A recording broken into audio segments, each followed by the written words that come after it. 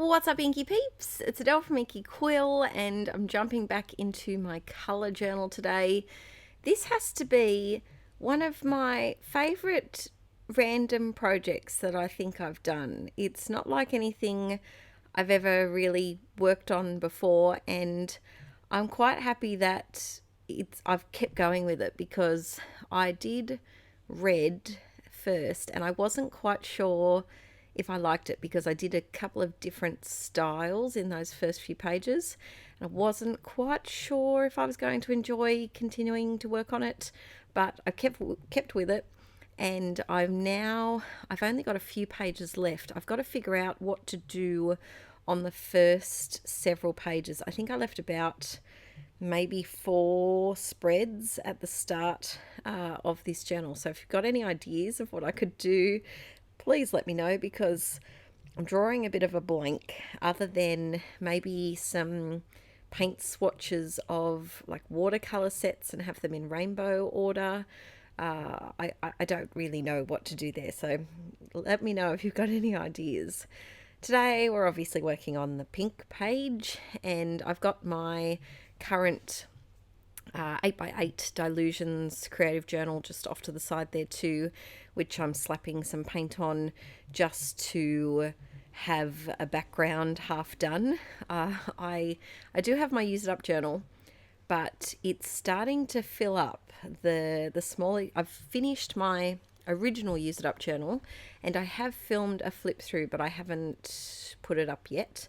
And I have a second one that I'm using, but there's not too many pages left in it. So lately I've kind of just been enjoying also putting paint in this large 8x8 one and kind of treating it like a use it up journal, but also just using it like my normal journal as well. So I'm going through and I've grabbed all my pink things from my stash. I was a little surprised actually that I didn't have more, because I do use pink a lot, and yeah, it surprised me that I didn't have especially pencils. I only seem to have 4 different pink pencils. I don't know, I feel like I have lost some Prismacolors along the way, but that may be not the case. I may only have 4. I'm going through and I really enjoyed that I've kept like the same shape for the different types of swatches.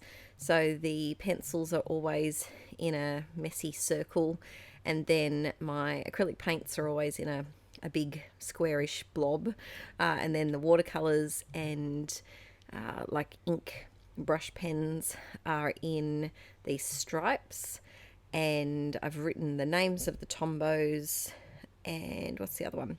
Paint pens are in little rectangles. So I think that by keeping that consistency throughout, it's made it really nice on the eye. And I think it would have been really cool though to do the same type of swatch for everything. So just to do, say, little circles for everything. So that's something that maybe in a future journal I might do some pages like that are just a rainbow order of all of the same shaped swatch. But yeah, it's been really enjoying to do. After pink, I have done black and white, and that will be up in a couple of months' time. And I know technically black and white aren't colours, but I wanted to include them. Was also tossing up about brown, but I don't really have enough brown things. I didn't actually do a swatch page for white because it's white and my book is white and it wouldn't have worked very well. Plus I think I only have like white acrylic paint and a paint pen and a gel pen. Don't have many supplies, but yeah, I don't know if I can do brown. I just maybe I could do gold and silver. I don't have a lot of that either. I don't know, but I've got, I think, maybe one page left at the back of the journal, and then 4 or 5 at the front.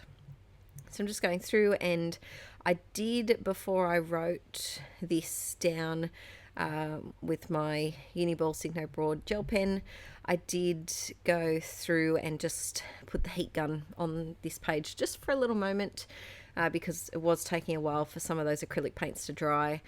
I am trying to use up some of my dilutions because quite a few of them have gone very clunky, very cluggy. Not clunky, cluggy, and thick, and they're not dead yet. They're still very usable, but they take forever to dry. Just the formula is not working properly anymore. So I'm trying to use those up, which is why you saw me slapping as much paint as I possibly could in a spare journal at the same time. And then I realized here that I was meant to leave a little bit more space down below for these ones, but I managed to squeeze it in. I have sped this up quite a lot because it does take quite a while to write these all down and get all of the swatches in place. But this is a great idea for, even if you don't have a colour journal, if you feel like art journaling one day but don't know what to do, pick one of your favourite colours, go through your craft stash, go through your art stash and see how many things you can find of that colour, and just paint yourself a little bit of happiness on a double page spread. I find it just a really relaxing art journaling session. It's quite often when I am filming art journaling videos, I do find them difficult to film sometimes because I often have to piece together upwards of 10 different shorter videos because I pause the camera to dry this, and then I pause the camera to find this supply or clean this stencil or change my water, and so there's a lot of stopping and starting, whereas this is it's not mindless, but it's more relaxing. I would definitely say. I'm going through some of my sticker stashes too, and I found these ones from the Reset Girl. So I was just going through and sticking anything and everything that had pink tones to it. I also went through some of my magazines and my little collage bits and bobs, plastic display binder. That's what I was looking for, where I had just miscellaneous bits that I had cut out from magazines too, or ripped out. And just like when I do my Traveller's Notebook pages, I just stick and block all the big things first. And I knew that I would probably do 2 pages of information. A lot of the information for this one, for the rest of the book, most of it came from the colour manual. If you go back to the first colour journal video, I show the book and I do a bit of a flip through of it, if you'd like to see more info on that. But it didn't have pink in it, so a lot of this information is from the internet, and I do after this reference the websites that I get it off, and at the start of this journal I will write about the coloured book that I use a lot of the information from as well, just so it's not, I know where it's come from, and I give it the proper referencing that it deserves. And so for this one, to find information, I just typed in colour theory pink or colour psychology pink. That was another thing I looked at, and there was a lot of things that came up. I've really enjoyed this project because it's kind of opened my eyes to the different connotations of colours in different cultures, which is not something that I've ever really thought about before. When I was doing the black and white pages, you'll see in, I think that's coming out in October or November, I was going through and I didn't realise that for a lot of cultures they wear white to funerals, not black, just because that's what I've grown up with and that's all I've seen. I didn't realise that. So it's been a bit of an educational journey, which is nice. You guys know, I'm a big fat nerd and I like learning stuff. So whenever I can learn new random bits of information, I do enjoy it. I am horribly bad at trivia though. Oh, I am so bad at trivia. While I'm just writing here, I'm just going to ramble about that for a moment. But we used to, the first house that Aaron and I moved out to when we were when I was 21. I moved out, and we lived across from a diggers club, like a, what do you call that? Like a RSL type thing. It wasn't an RSL, it was different. And they had trivia every week. So when all of our friendship group still lived nearby, we used to go to trivia every week or two. And one of our friends, we all have that friend that just knows random things about everything and is who you want to bring to a trivia game. Let's be honest. Our friend Mark knows so many things about geography, history, politics, important people.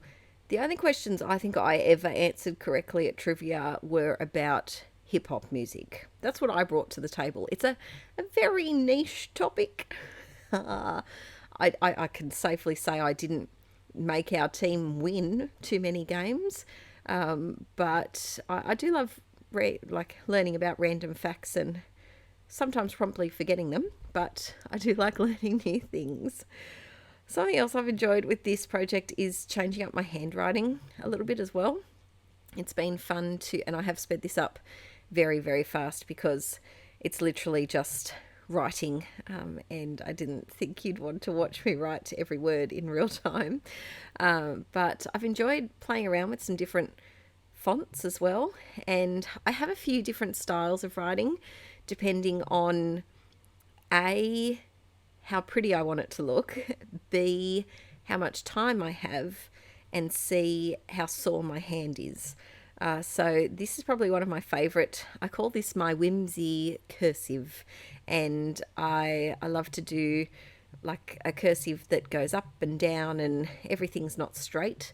And then I think I have my slopey cursive, which is up the top there. You can just kind of see it, which is probably what you guys see most often in my journaling if I ever write on a scrapbook page.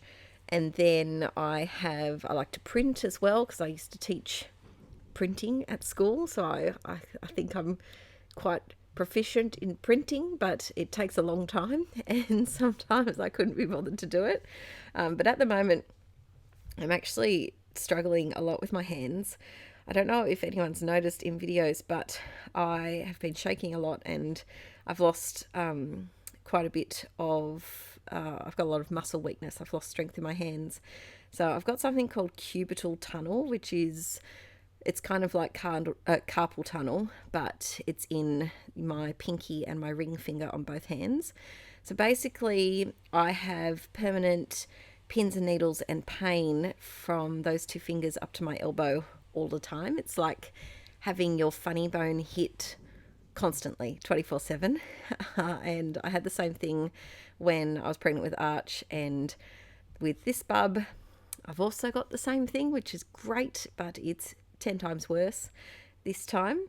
And it has really made an impact on what I do for a living because I'm finding it very hard to use scissors and I'm dropping things. Writing is starting to get really hard as well. But yeah, so if you do notice I'm shaking or I'm writing, maybe my writing's a bit messier than usual, or I'm dropping things, then that's why. I've got these ridiculous splints to wear at night that lock my elbows straight, so I look like a zombie. And so I can't bend my arms at night, which is very difficult in winter when you just want to cozy down under the blankets. It's quite a look, I'll tell you that. I'm lucky that Aaron doesn't care because it's not a very attractive look with these giant splints on my elbows at all. So while I've been yakking on, I've stuck down all the bits and pieces here, and I knew I didn't have much more to write, and so I wanted to just have these little pockets of information, pockets of space, so that I could write little bits of information without feeling overwhelmed and that I didn't have enough stuff to write about. So I'm writing a few little bits in here, and it was after I had decided that fact that I found this really good website that was filled with information, and I could have actually written a whole nother page, but I didn't. I kept it to this, and which is why my writing is extra small here. But I'd be really interested to know, has anyone tried a colour journal? Has anyone decided to grab one of those journals that are accumulating in their craft stash and have a go? Or have you included a colour swatch page in your journal? Because it's something that I'll be sad when it's done. It's kind of like my en masse journal. I will be sad when that's done as well. Very, very, very, very happy when it's done. But I've enjoyed it. It's something outside my normal journaling style, and it's given me a bit of motivation to continue on with my normal journal as well, and to strive towards having that finished book in my hands. There's not many better feelings in a creative sense. Like in life, there's millions more, but in the creative sense, when you finish a project or have a finished journal in your hands, gosh, it's nice. It's a really nice feeling, and it kind of makes you proud that you persevered even when there were pages or times that you really didn't like it, pages you wanted to rip up or cover up or get rid of, but it's nice to just keep going with it. So I'm doing a little bit of printing here, and I wanted to just put a few little pink lines in there just to differentiate between those two different paragraphs so they didn't get mixed in together. And then I added a few more here. When in doubt, add little doodly lines. It's a Stadler pen, I think. I bought them back when I bought my original planner, which is a ring-bound Kiki K planner, and I didn't like it at all. I think it was about 5 years ago, and I've rarely used them, but they're very nice pens. So here is the finished look at this page. It's come together, this book. I love it. I love it so much, and I can't wait to flip back at it in years to come once it's done. Please give me any ideas for the first few pages. I don't know what to do.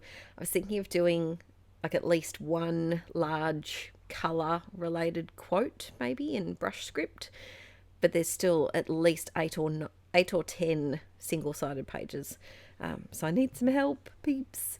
All right, guys, I will see you in the next video very soon. I hope you have a lovely day, a lovely week, and thanks for watching. Bye.